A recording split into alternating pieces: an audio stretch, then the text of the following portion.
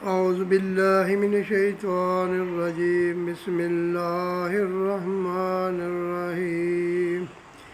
اللہم صلی علی محمد وعلی آل محمد کما صلیت علی ابراہیم وعلی آل ابراہیم انک حمید مجید اللہم بارک علی محمد وعلی آل محمد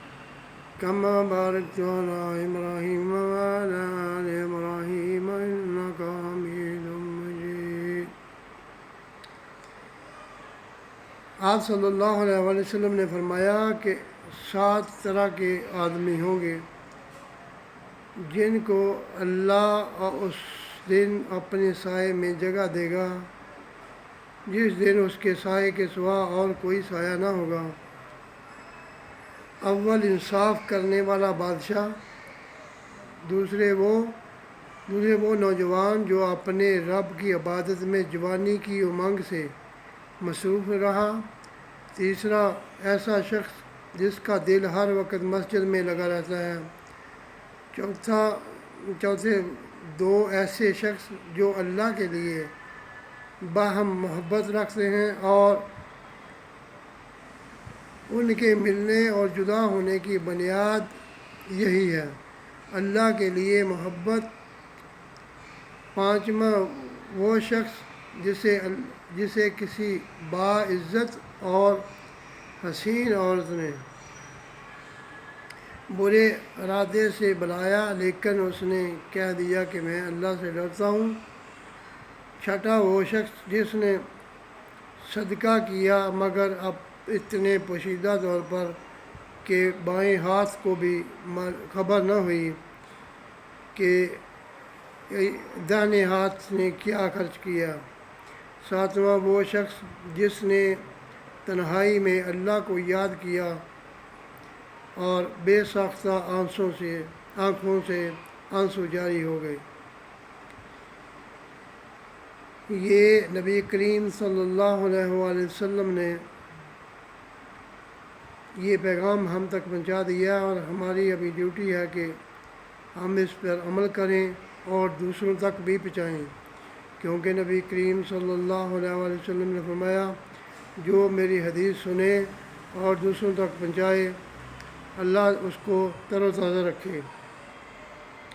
تو ہمیں اسی طرح اور بھی حدیثیں ہیں، سب کو پڑھنا چاہیے اور اس پہ عمل کرنا چاہیے اور سنت طریقے پہ چل کے کامیابی کی منزل کی طرف بڑھنا چاہیے۔ اسی طرح ایک اور حدیث ہے، نبی کریم صلی اللہ علیہ وسلم نے فرمایا کہ ملائکہ تم میں سے اس نمازی کے لیے اس وقت تک یوں دعا کرتے رہتے ہیں جب تک کہ نمازی نماز پڑھنے کے بعد وہ اپنے مصلی پر بیٹھا رہے، اللہم اغفر لہ اللہم ارحم، کہتے ہیں کہ اے اللہ اس کی مغفرت کر، اے اللہ اس پر رحم فرما۔ تم میں سے وہ شخص جو صرف نماز کی وجہ سے رکا ہوا ہے، گھر میں جانے سے سوائے نماز کے اور کوئی چیز اس کے لیے مانع نہیں، تو اس کا یہ سارا وقت نماز ہی میں شمار ہوگا۔ نبی کریم صلی اللہ علیہ وآلہ وسلم نے فرمایا جب نماز کا وقت آ جائے تو تم دونوں اذان دو اور اقامت کہو، پھر جو تم میں سے بڑا ہے وہ امام بنے۔ یعنی اس حدیث میں آپ صلی اللہ علیہ وسلم نے فرمایا کہ اگر 2 آدمی ہوں تو ایک آدمی اذان دے، پھر اس میں سے ایک جو بڑا ہے وہ جماعت کروائے اور پیچھے ایک ساتھ میں کھڑا ہو کے نماز پڑھ لے، یعنی جماعت کے ساتھ 2 آدمی کی نماز ہو جاتی ہے۔ یہ صحیح بخاری کی حدیثیں ہیں۔ تو نبی کریم صلی اللہ علیہ وسلم نے فرمایا کہ منافقوں پر فجر اور عشاء کی نماز سے زیادہ اور کوئی نماز باری نہیں۔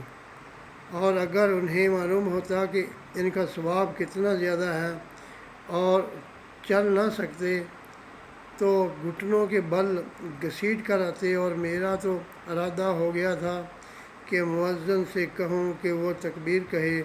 پھر میں کسی کو نماز پڑھانے کے لیے کہوں اور خود آگ کی چنگاریاں لے کر